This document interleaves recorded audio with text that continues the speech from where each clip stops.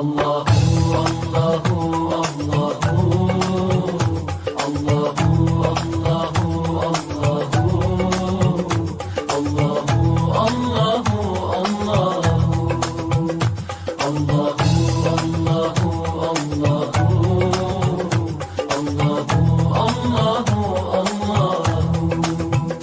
asalaamaaleykum suñ mbokk internet yi ñuy suivre ci Référence Actu ñu ngi leen di dalal ci seen émission dénkaane koor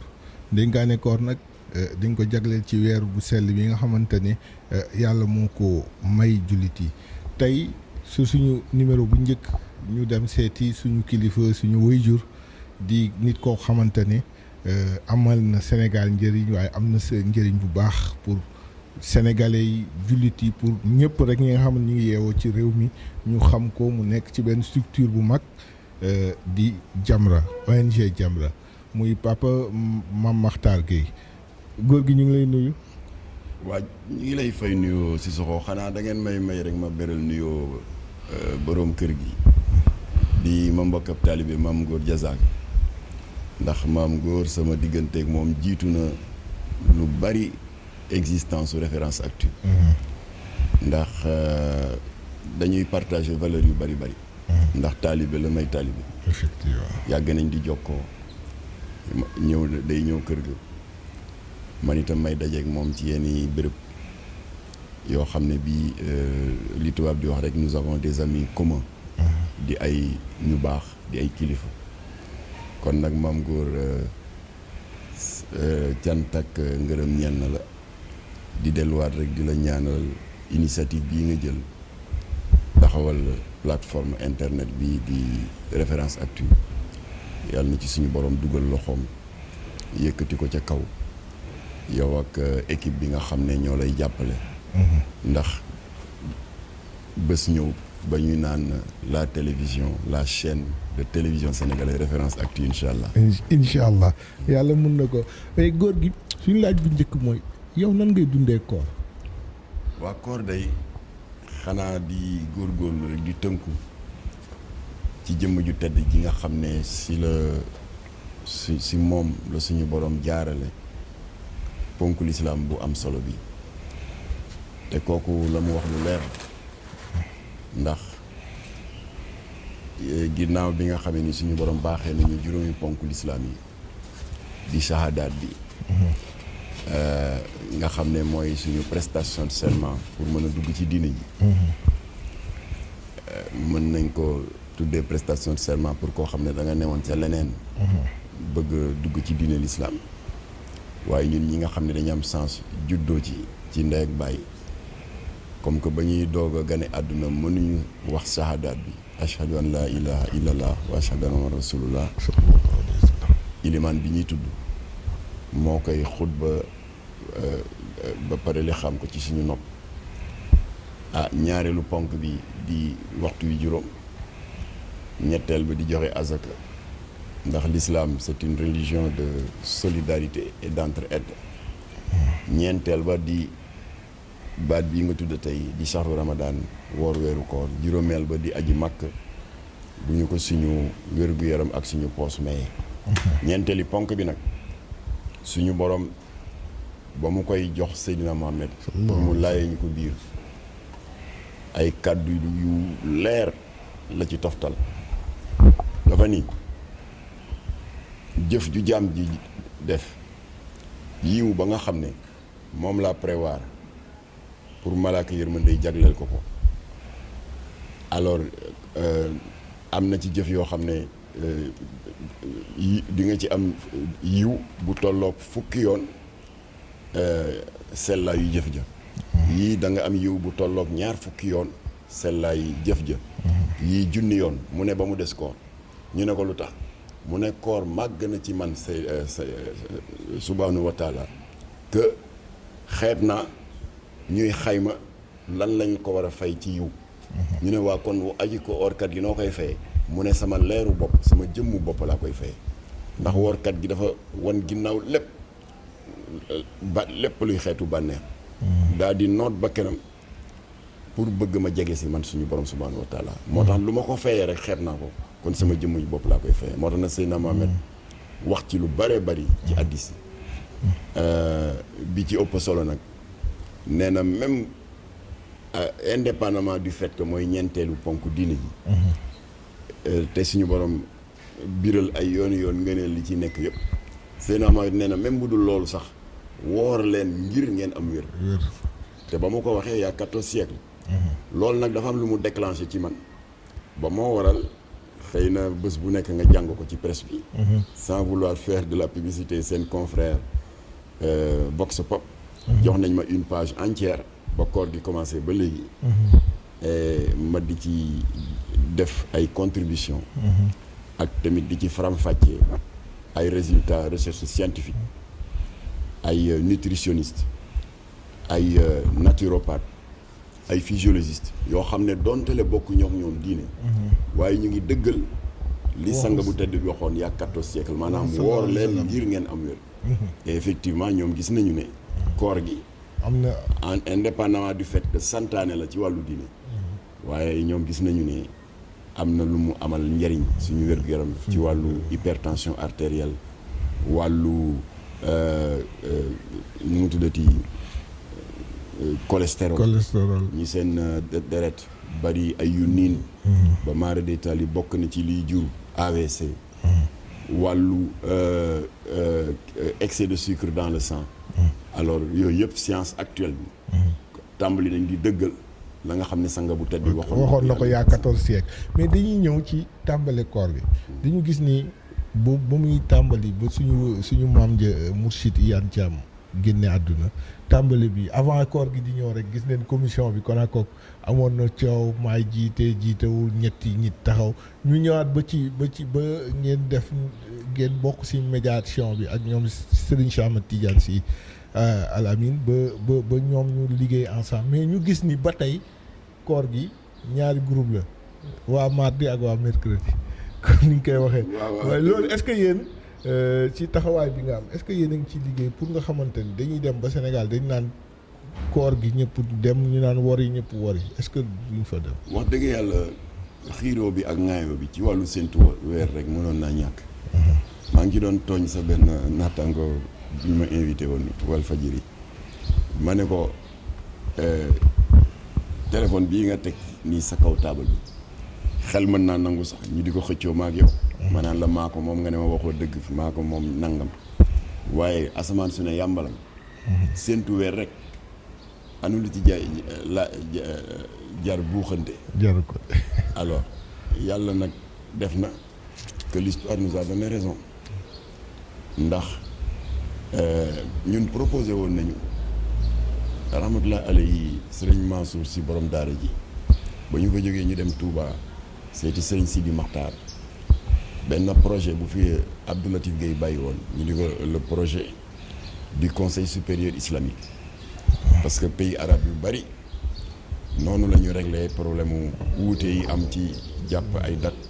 pour les événements religieux Mali sax ak taxawaayu imam Mahmoud di ko am nañ tam seen conseil supérieur islamique ba ñu defee exposé bi Serigne Sidi Makhtar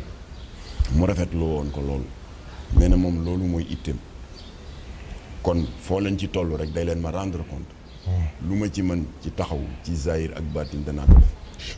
ba ñu demee Tivaouane tamit ñu fekk fa le même accueil te sëñ Sidi daf ko jëfe ndax ñun ba ñu jógee Touba dañuy toog 2 semaines rek du ñàkk lu ñu programmé woon la ñoom kilifa yi de longue date mu daal di recevoir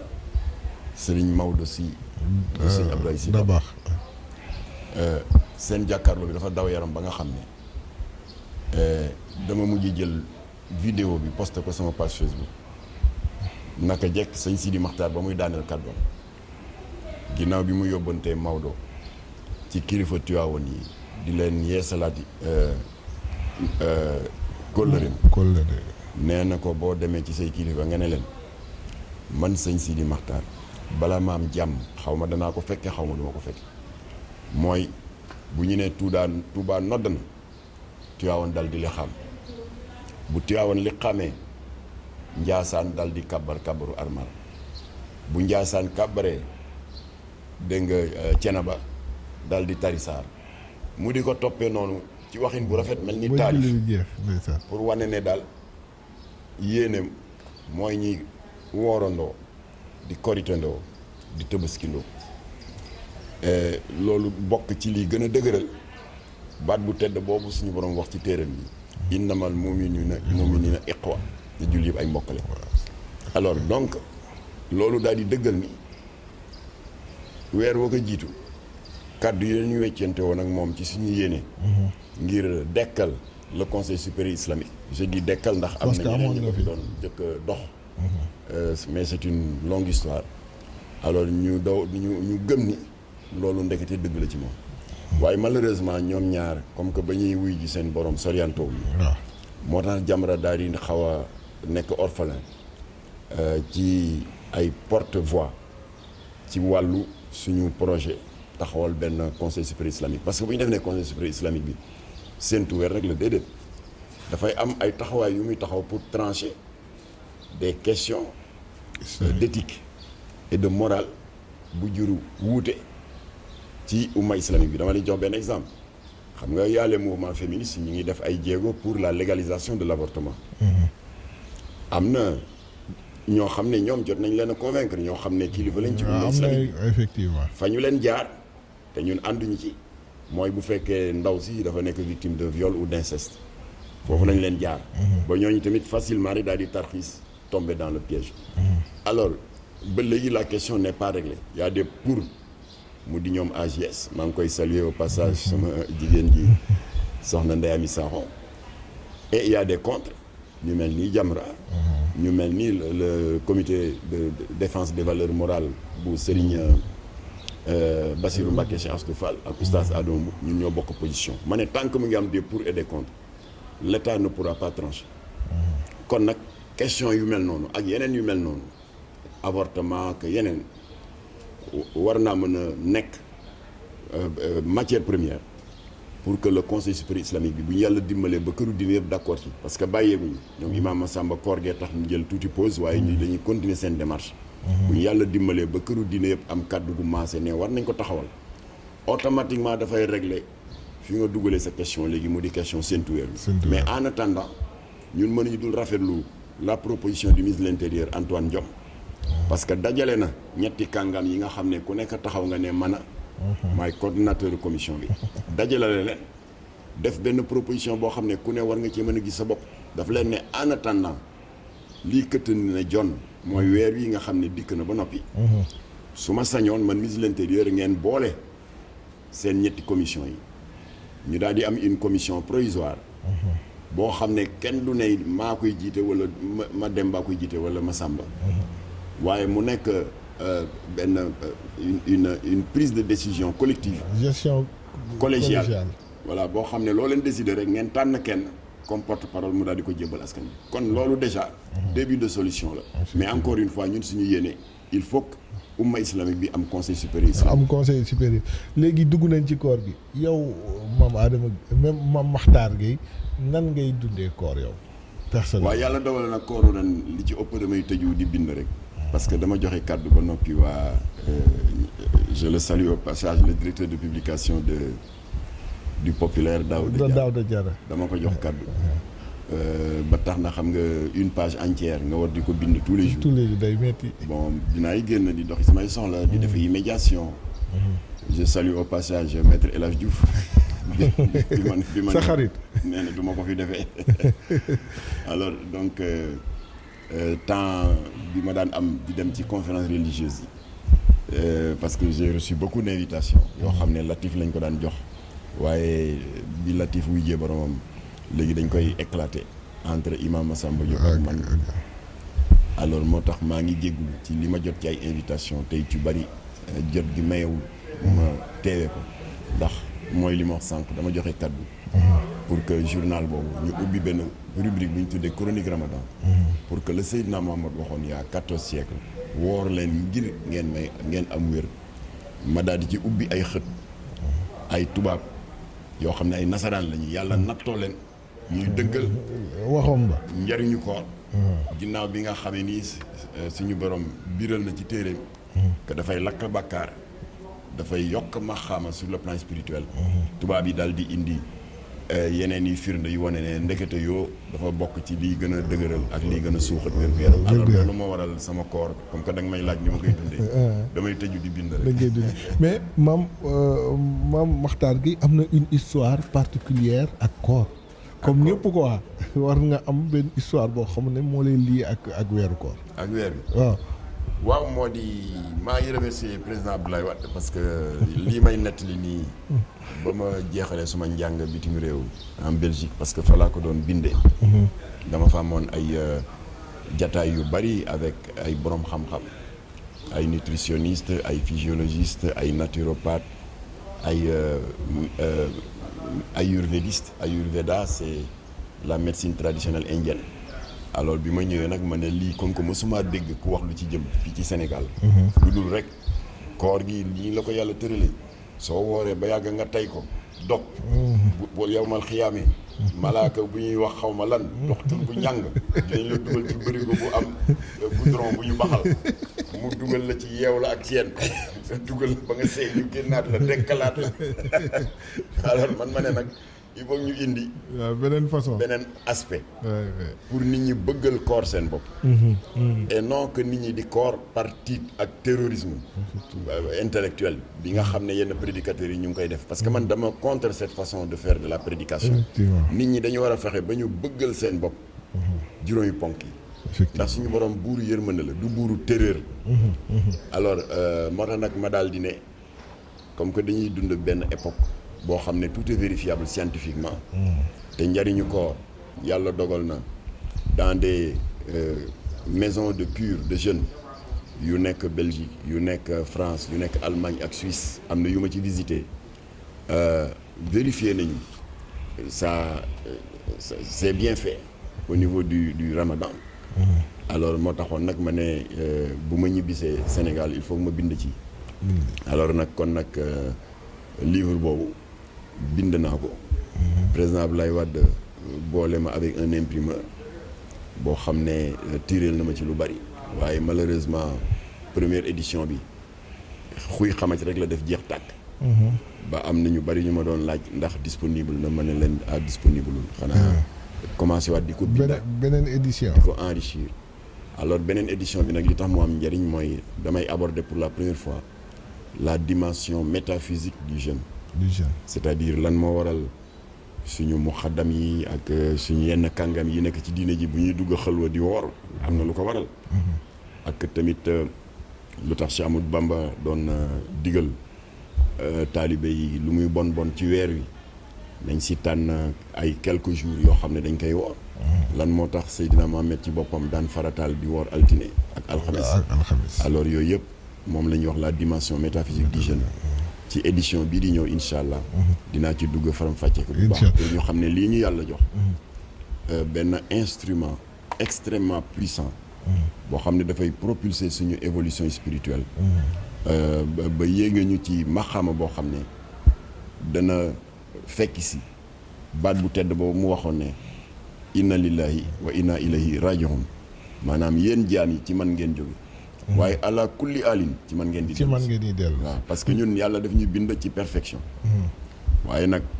depuis la Genèse suñu maam Adama ak suñu maam Awa noonu ñu tooñee suñu borom. di jëfee ay tereem. ba yàlla dégradé leen. ñu wàcc fii ci suuf bàkkaar yi dem ba lëndëmal suñu ruu te yàlla nee na ruu googu ma leen jagleel ci sama leer la jóge mais pas directement. ndax dama jël ci sama leer. créer leeru Seydina Mohamed. et à partir de Seydina Mohamed ci laa coppati di créer lépp. y compris yéen. waaye da ngeen ko tilimal ba xàmmeetuma ci sama bopp. xàmmeetoo ci sa bopp kon nag jox naa leen julli jox naa leen woor jox naa leen azaka jox naa leen aji màkk ak yeneen ak yeneen. ay duha ak i ibadat yoo xam ne seen rôle mooy jonj ruu gi. avec pour finalité mu dem ba am rayonnement originel. ba nga xam ne moom laa ko joxoon man suñu borom subhanahu wa taala. mais une question qui est personnelle lan dama la gis man ba may nekk xale ba maa ngi commencé jël tuuti âge nga nekkoon ci ginnaaw ndem si yàlla si suñu waajur Latif Gueye nga ñëw ba nekk mu wuy ji borom nga continuer toujours ñu gis taxawaay bi nga am ci toujours ñu gis taxawaay bi nga am ci jikko ci diine engagement boobu noonu fu mu jóge ci yow. waaw loolu day bu ma yeboo nekk contrainte bu ñu suñu borom nattoo la sur la base de notre éducation familiale. parce que xëy na réerewuloo mbir ne man ak Abdou Latif ak maître Mame Adama Gueye nous sommes nés dans la même constitution familiale mooy kër gu mag gi sës rek ak Zawiya Seydi Hadji Malick Sy te nekk rue Assane Ndoye angle Lamine Gueye nekk une grande concession familiale xam nga magum lébu bu njëkk ba ñu demee ba seeni doom toll ci denc soxna du ñu jékki rek bàyyi la nga dem dañuy xotti ci pàkk bi am lu ñu fa la jox nga toog fa fonder sa famille voilà noonu la ñuy def ba suñu ñetti way jur yi parce que c'est l'occasion de corriger ñu bari dañ defee ne maag Latif ñu bokk ndey ak baay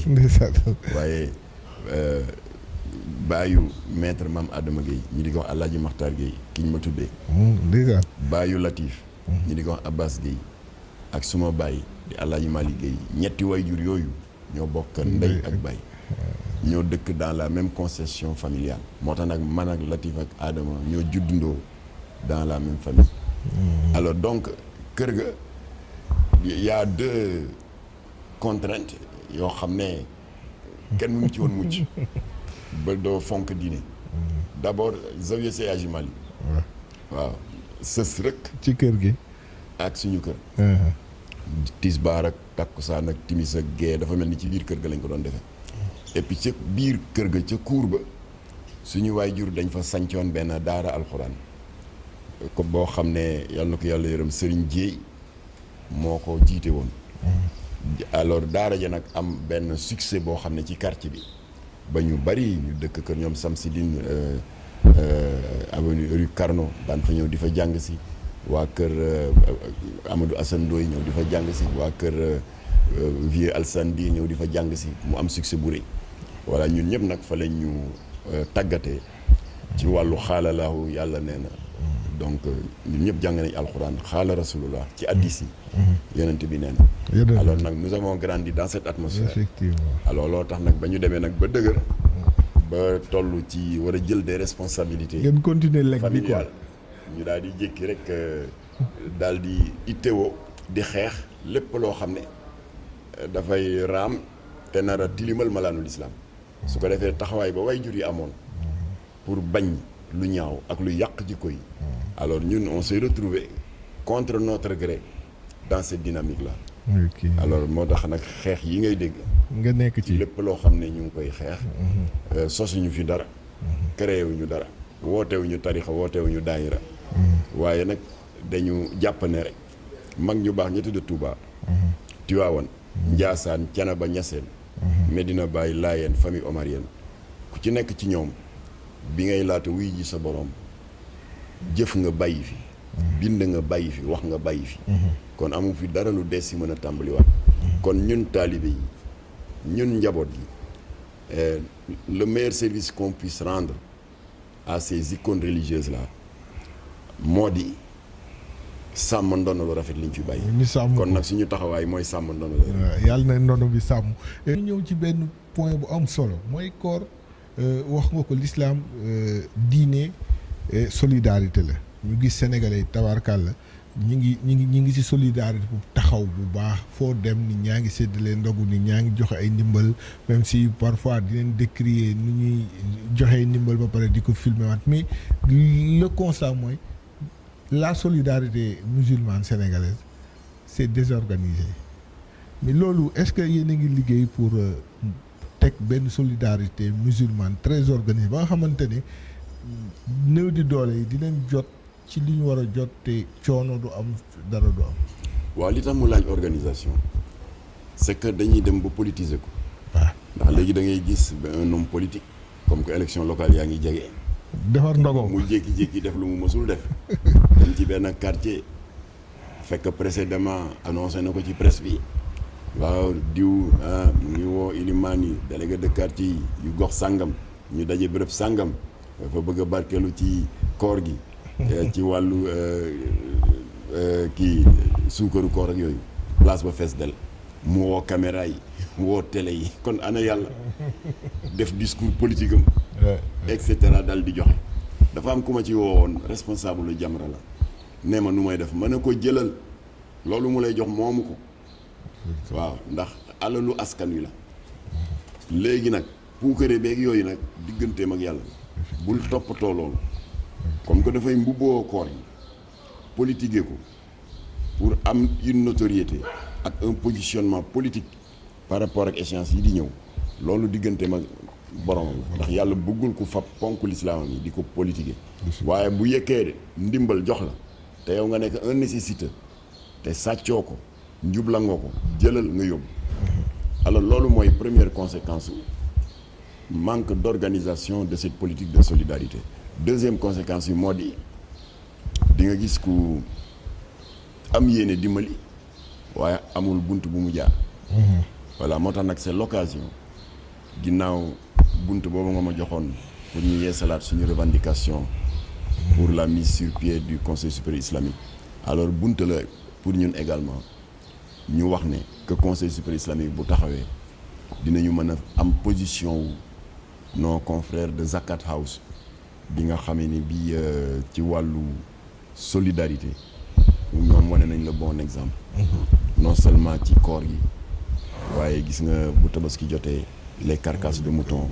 pour ñi nga xam ne seen loxo jotul seen ginnaaw pour ñu am njëgu xar dinañuy faral di tirer profit de cet élan de solidarité là ndax l'islam loolu mooy ay mandargaam c'est une religion de paix une religion d'entraide et de solidarité active bu ñu nee solidarité active nag mooy solidarité désintéressée waaye nag doone nit ki danaa la dimbali mu ñëw première question ba nga koy laaj mooy est-ce que jënd nga carte de membre parti sangam alors loolu chantage la waaw parce que kenn du gis nit ku nekk ci ndóol loxoom jotul ginnaawam nga koy teg condition nga di ko dimbal bu ànd ak toroxal parce que toroxal nit weesuwul mu soxla dépense këram añ këram ak reer ak waajal ndogu suba nga ne ko waaw lii day amul benn problème waaye dama bëgg boo fi jógee nga seeti diw moom moo ma toogal ci gox bi carte de membre yi dina leen ko jox pour ngeen mën am taxawaay pour élection locale yi di ñëw loolu ñu ngi xajamal programme bu tedd bi nga xam ne moom la ñu suñu borom baaxee jaare la ko ci suñu sang bu tedd bi ñu ngi koy xajamal alors loolu yëpp nag manque d'organisation la moo tax ku nekk yaa ngi dem ci li la saxal may waaye bu amoon conseil supérieur islamique indépendamment problème mu séntu woor indépendamment ñuy mën di daje pour trancher les questions d'éthique et de morale comme légaliser ou non l'avortement alors dinañu mën am benn structure interne d'organisation de la solidarité inter-islamique il y a des pays arabes que tout le monde connaît yoo xam ne bu koor jotee miskin yi du ñu souffrir du ñu dem jarang ba sonn dafa am ay structures yu koy toppatoo dal di ubbi ay succursales dans beaucoup de provinces ne ku am sa ndimbal yóbbu ko foofu moo tax bu ñu demee ba koor gi jeex bu ñuy joxee kii bi azaka bi su boobaa du nekk benn jafe-jafe parce que délégué de quartier bi ak chef imam de la localité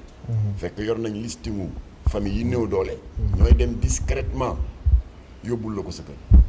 te kenn du la gis da ngay tijji sa buntu kër rek gis ñu teg fa 25 kilos ceeb gros yu suukar ak meew nga daal di fab dugal tëjaat sa buntu loolu la l'islam bëgg ci solidarité ak ndimbal ba tax na Seydina Mohamed am na ci hadiis bu authentique bu ñuy jëlee ci imam Bukhari wala Muslim bu wax ni ndimbal bi yàlla gën a gërëm mooy ndimbal loo xam ne boo koy joxe ci main droite main gauche bi sax du ko yëg par discrétion mu daal di ci joxe exemple ne bu azaka jotee boo leen yóbboo seen azaka ginnaaw bi mu expliquer importance su azaka parce que azaka mooy déclencher yiw bi la malaaka yi war a bindal ci koor gi waaye nag yiwu koor dañ koy aj diggante asamaan ak suuf tant que génnu azaka bi donc ginnaaw bi mu leeralee loolu nee na namm nañ ci joxe azaka mbedd ba nga jaar pour yóbbu ji ko sa jàkka ja boo ko joxee ba pare booy ñibbisi farataal nañu nga jaar ci mbedd bu wuute ak ba nga jaar yooyu yëpp liñ ci jublu mooy pour bañ sa bakken di la xiir ci puukare daal di rombaat ca mbedd ba nga jaaroon les mains vides pour wane ne gis ngeen day yóbbu ji naa nangam dama yóbbu gars yi jot nañ ko nga daal di gis sa bakken yiw bi daal di wàññeeku kon l'islam est contre lépp luy xeetu puukare koy dimbali ko ci simplicité koy dimbali ko ci sutura waaye ndimbal loo xam ne wuutewul ak toroxal ndax nga weer ko woo ko ci ak pénc ne ko waaw maa la may ceeb bi suukar bi alors waa ji jël micro bi daal ne gis ngeen day moo ko jox lii sans compter enveloppe bi tam moo ko jox mais loolu yiw bi yëpp dem na dootul nekk yàlla kese kon nag d'accord naa tout à fait ak li nga wax il faut que ñu réorganiser la solidarité islamique pour beaucoup plus d'efficacité ndax ñi ko yelloo war cee jot te warul sax yam ci koor kese c'est toute l'année continuer ok c'est toute l'année parce que man bokkoon naa ci ñi doon rafetlu les bourses familiales yooyu régime Macky Sall bi créé dès les 2 premières années de son magistère ba Jamra defoon na ci déclaration di ko rafetlu waaye ba ñu demee ba gis ne am na benn opérateur économique am benn R+3 bu ci bopp am chauffeur am ci suuf am na boutique am ñaar xaw ma ñetti soxna et cetera daal di indi ay bon yu dul jeex jox jabaram jox beneen jabar bi jox chauffeur bi jox gardien bi moom daal bon ya mu jëloon te déclaré ne daf koy dimbali ay néew ji doole daf koy yemale ci njabootam yooyu yëpp nag tax na ba bourse familiale yi man day personnellement ñun Jamra dafa tey suñu xel li dafa tey seen xel parce que ña ko war a jotuñu kon il faut waaye ñu pourtant départ bu rëy la woon boo xam ne président de la République suñu borom mënoon na ko ci bindal ay yiw yu bari ndax xeetu azaka la parce que wax nga ko léegi azaka warul yem rek ci weeru koor dafa war a nekk une attitude permanente ndax da ngay dem réewu arabe yi boo ci mënti visiter moi j'ai visité la Libye visité naa Arabie Saoudite et le Maroc mais da ngay romb ci mbedd Maroc sax mu ngi dégradé léegi parce que foofu moom ils ont baissé de vigilance mais Libye bi fi Kadhafi nekkee ak Arabie Saoudite mais da ngay romb ci ay mbedd ak booru jàkk nga ne dëkk bi xanaa amul ay yalwaankat fekk yoo imam yi ñoom ñoo nekk les maîtres d'œuvre des collectes de dons ba pare nag yore un listing des nécessiteux et des familles nécessiteuses du quartier ñu di leen ko jox dans la discrétion ñoom tamit ñu di ko jot di ci xéewlu ak sutura ak sutura xam naa dañuy waaj a jeexal mais dinañ wax ci ñaari point bu njëkk bi sa médiation ci affaire Adji Sarr Ousmane Sonko fu mu toll fu mu mujjee waaw médiation boobu day man personnellement ay ree la ma mujjee def ndax c'était bien parti te li ñu taxoon a jóg ànduñ ci woon ak aucun calcul politique la preuve sa naataango bi ñoom Mass Mboup di animer émission bi ñuy wax li ci dëkk yi bu Walfadjri foofu la yàlla dogale ñu créer collectif bi parce que dafa tombé que kenn si ñun yëgoowul ak moromam bi la Mass Mboup di invité on s'est retrouvé autour d'un plateau mu di imam Youssouf Sarr imam Cheikh Tidiane Diop Abbé Jacques Seck ak man ak ñeneen ñoo xam ne jàppatuma seen tur alors kàddu gi moo doon daal waxtaane danger bi nga xam ne dëkk baa ngi ko doon traversé un virage très dangereux bi affaire Sonko ak Adji Sarr jibe tàmbali woon na di déjà am coow Assemblée nationale ndax xam nga la requête du parquet bi doon demander la levée de l'immunité parlementaire d'Ousmane Sonko procédure normale bi mooy lettre bu mu ñëwee président Assemblée nationale daf ko waroon a jébbal la conférence des présidents kooku war ko jébbal la commission ad hoc pare ci war ko jébbal plénière bi waaye à chaque étape comme que Ousmane Sonko contesté na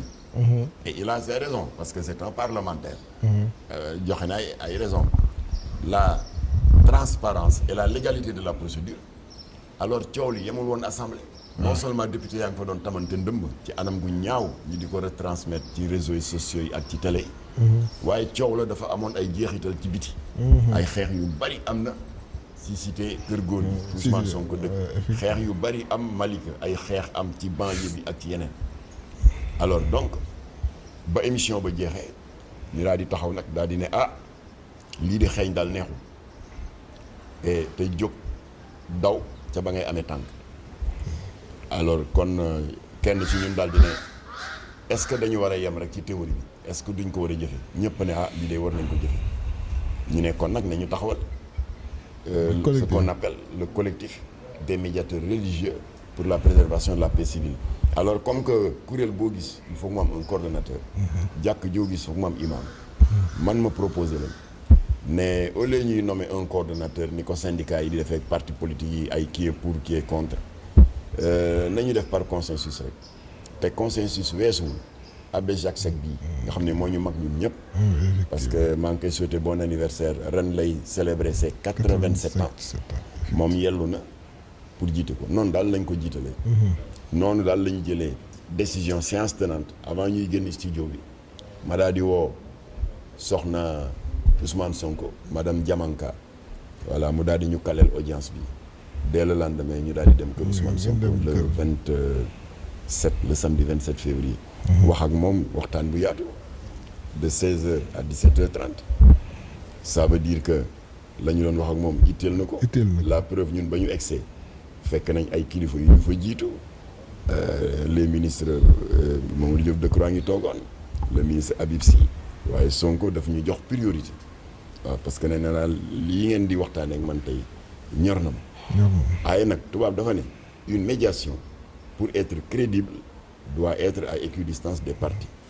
wolof ne médiation balaa moo mucc ayib dafa war a tëdd njaaxanaay kon jaadu na ba ñu jógee ci Ousmane Sonko kay ngeen def aji sax joteel alors moo tax bu ma génnee presse bi tàllal ma micro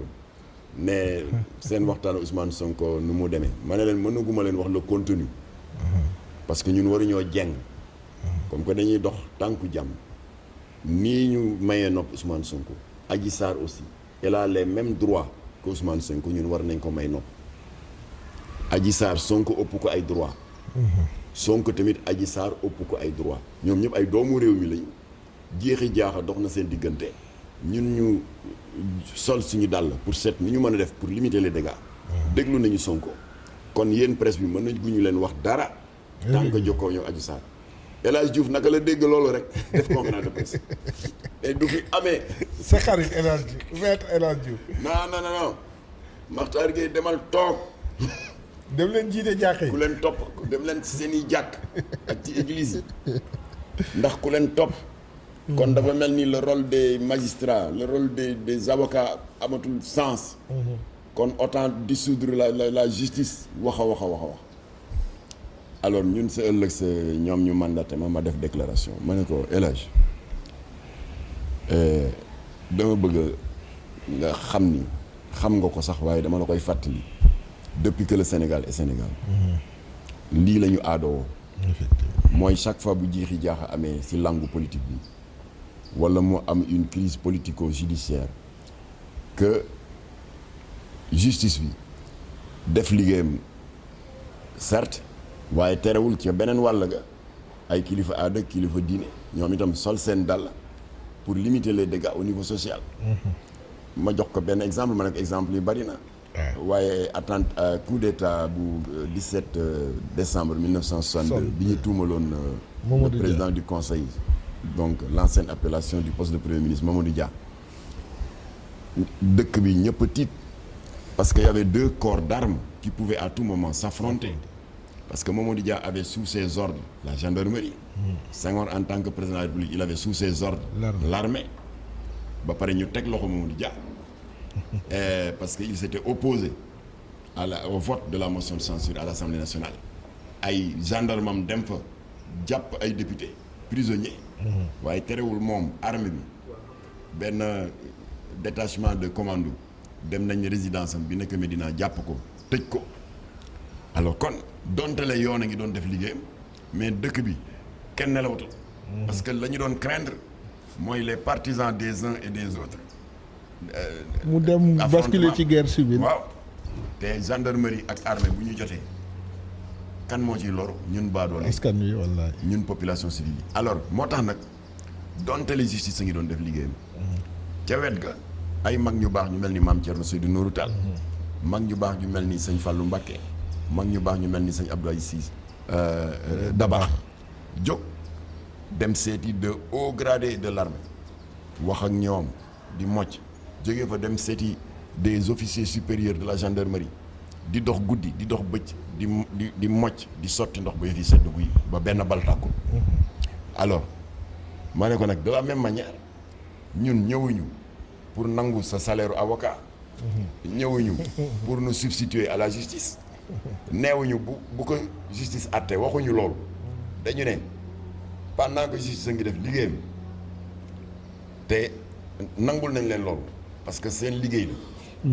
ndax ñun duñu avocat duñu magistrat duñu dara ay ndongol daara lañu ñun itam ñun ñaan leen ngeen nangul ñu le droit en tant que kuréel boo xam ne ay kilifa aadaa ngi ci ak ay kilifa diine ngeen nangul ñu le droit sol suñu dal la les conséquences les dommages collatéraux yi dossier bi am au niveau social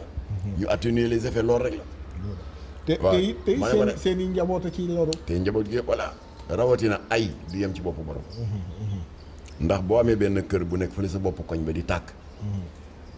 waa koñ yëpp jóg ñi yore satala ñi yore siwo ndox ñëpp ñëw pour sotoo ko ba lakk gi fay loolu la xel mën a dégg waaye yow ñu ne la kër gële sa bopp koñ ba mu ngay tàkk nga ne ah mooy bële bu koñ bële nga ne waaw nga ne ay ko foofu sori na ngelaw li di ëff rek muy tàkk ba ñëw sa kër yow taal ko effectivement alors léegi nag ma ne kon comme que ay du yem ci bopp borom te naa fekk weesuwul alors qu'il y a que 45 blessés ci événement yi ñu toog ba bakken rot ñu jóg di jouer au rôle hypocrite du médecin après la mort ma ne ko loolu la ñuy bañ moo tax nag ñu ni ñuy gisee Ousmane Sonko noonu la ñu war a toogee ak Adji Sarr mu wax elle a le droit de parler léegi yéen xañ ngeen Adji Sarr ñaari droit sa liberté d'expression et de donner sa version parce que Ousmane Sonko joxe na version xañ ngeen ko deuxième conséquence bi le fait que ngeen ne ñun duñ ko gis mooy yéen a ngi accréditer la thèse du complot parce que nit ñaa ngi naan ah kii di tax gars yi ne bañ ñu gis ko am na lu tax alors loolu laa wax la ma ragaloon am la yow la nga ragaloon keneen ragal ko loolu am ñi jógee de 45 blessés dem ba 14 morts 590 blessés 17 magasins Auchan yu ñu taal ak plus de 70 stations essence yu ñu lakk il y a 2000 chômeurs fi may wax ak yow nii alors ay nag nit di dox tànku jàmm pour fay ko nga ne ko doo ko fay ferñeent tey xamuloo fu muy dal mën na dal sax sa kër waaye ba ñu taalee këram gis na li ngeen mu dem def point de presse naan voilà nee nañ daal man maa ne médiation du fi am moo tax ñu taal sama kër Sonko mooy kan xanaa da ngeen tàppet Sonko wala mu liggéey leen alors moo tax maa ngi profité ci antenne référence xamal askan wi ne man jotewu maag El Hadji maître El Hadji Diouf dara suma xarit la sa xarit la effectivement maa ngi génn ci presse bi temps yi sax benn photo bu ma àndoon maag moom ci législative yi passé 2017 ñu daje ministre de l'intérieur muy déposer liste sama nit may déposer liste ñu jël fa ay photo yu rafet donc xaritu Latif la woon ñoom ñoo bokkoon seen 11e législature je n'ai rien contre lui waaye dañu doon alerter mu ne du fi amee yàlla dogal la ñu doon ragal dal ko ñun masalu nañ ko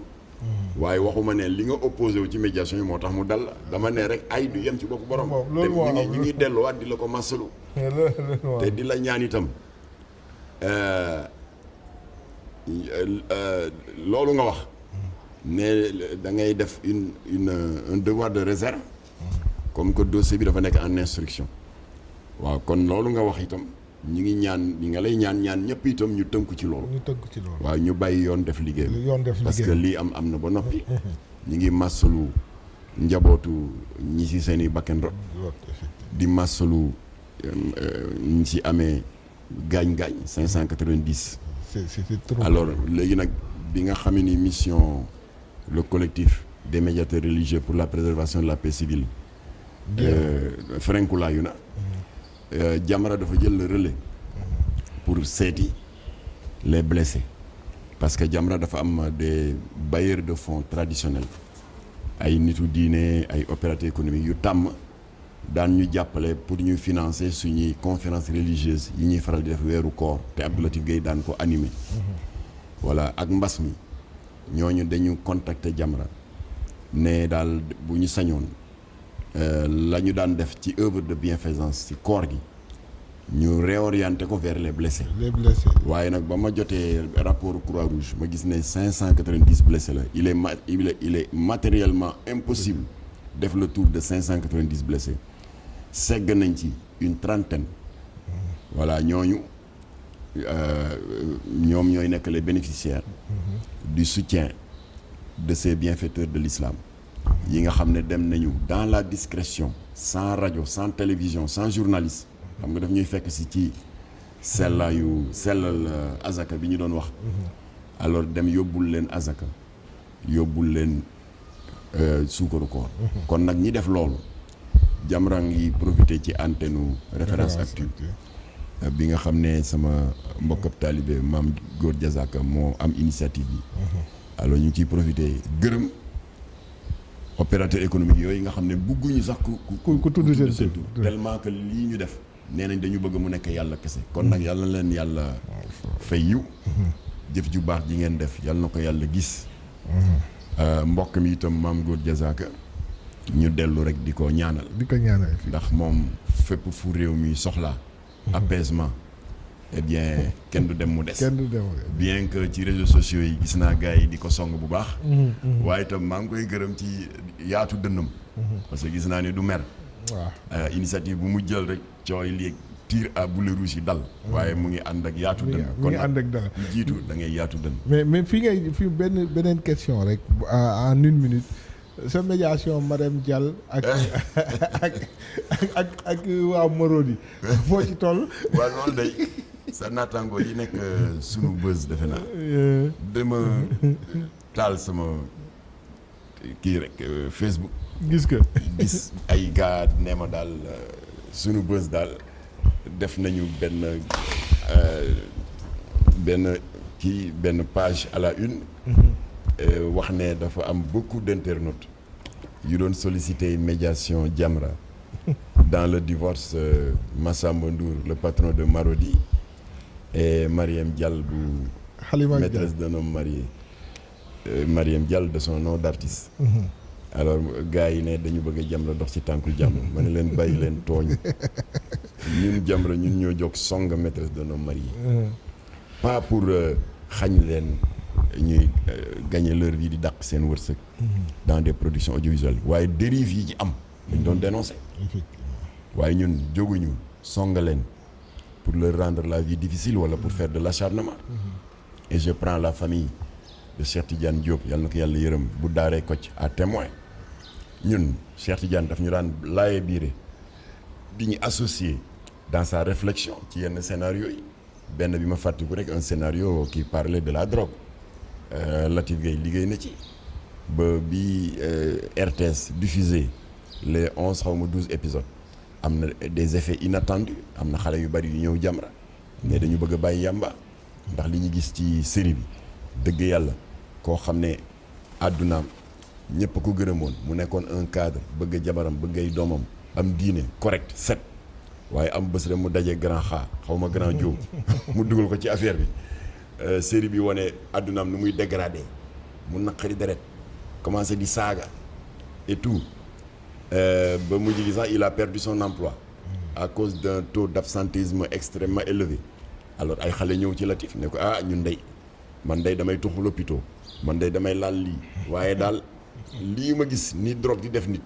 wax dëgg yàlla bëgg ma egg foofu dama bëgg yéen Jamra nag ngeen boole mag structure de désintoxication yi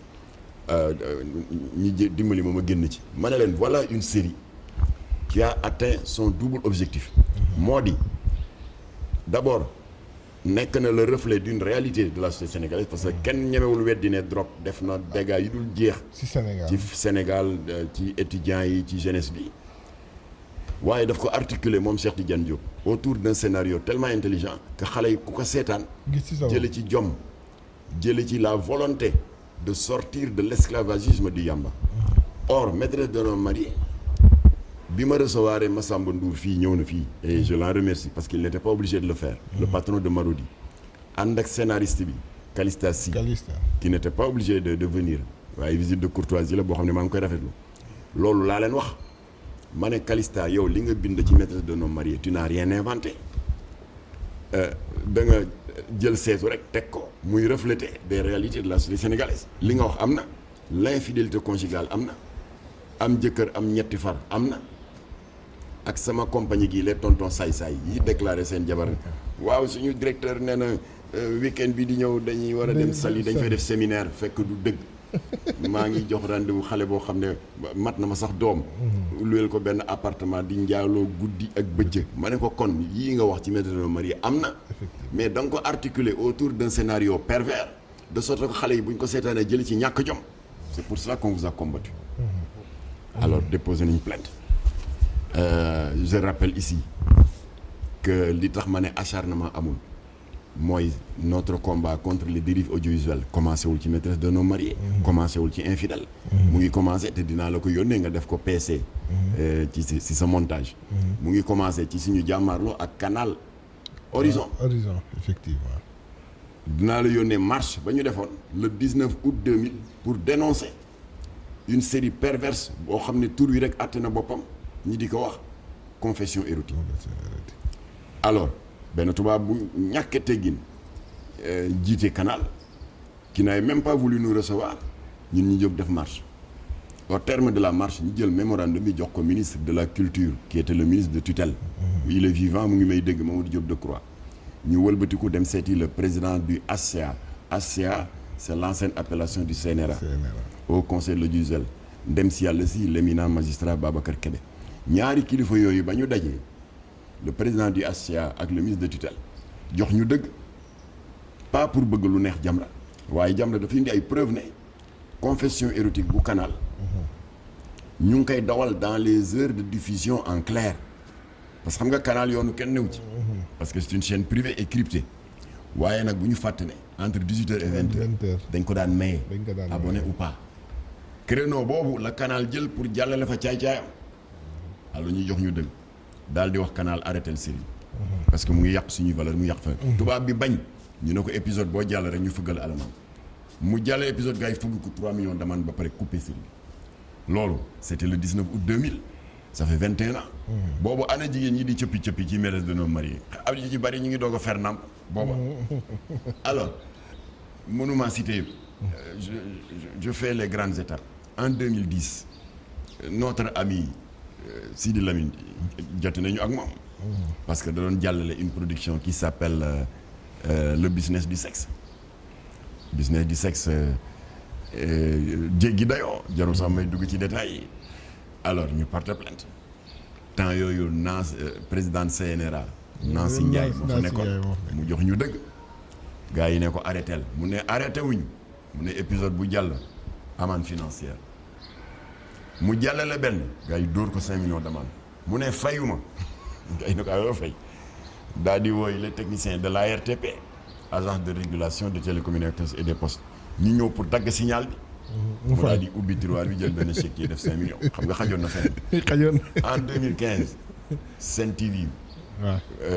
télévision di jàllale benn production bu tudd Kawtef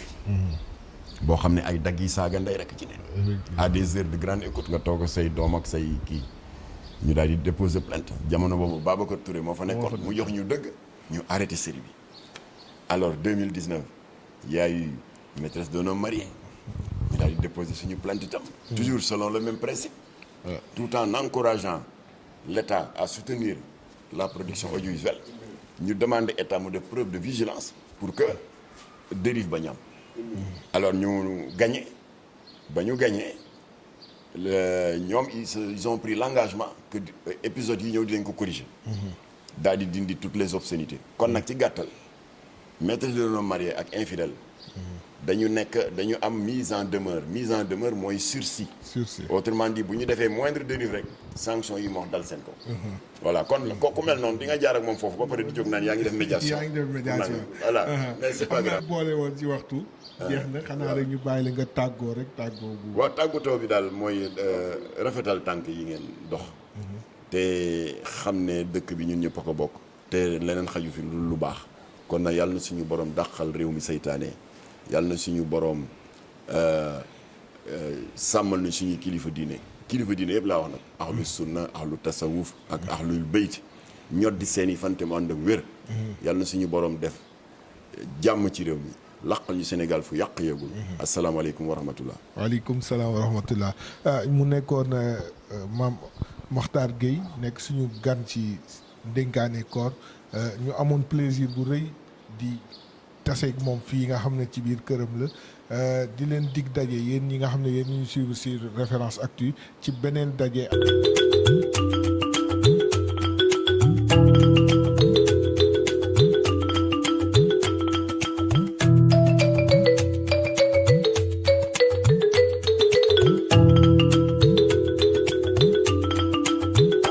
الله الله